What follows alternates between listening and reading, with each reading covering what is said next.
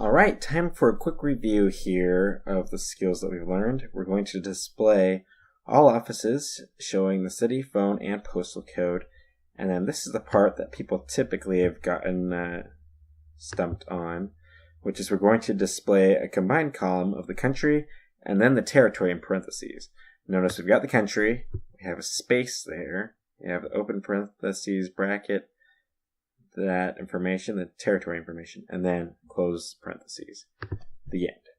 All right, so let's see here. Let's select the schema so that we can see what we are working with. This is the retailer database. And let's see here. We want the city, phone, postal code from offices. So offices over here, city, phone, postal code. And then we want the country and the territory. Country and territory. Alright, so it's all here in the offices table. So we'll select city and phone and postal code. Let's see if that's how it's written here. Yep. Okay, and we'll do that. Let's just take that part so far. And we want to do it from offices. Okay, let's run that. And we should get those 3 columns back, which we do. Now we need to display a combined column here. And that means we're going to use the concat function, as we have in the past. We want country, and we want territory. So let's just run that. And of course, this is not going to be quite right syntactically.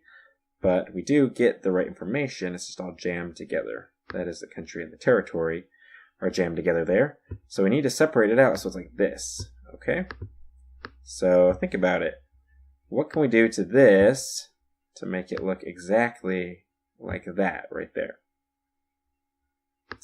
So we're going to, we're going to need a space, that's for sure.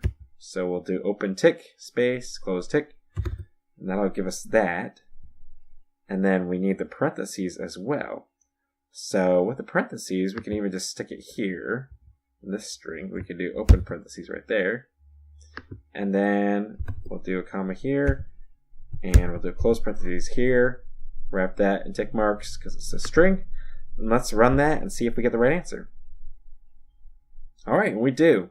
So see now the results here, the concatenation of country and territory, looks exactly like we specified up here with that space and then the parentheses right there.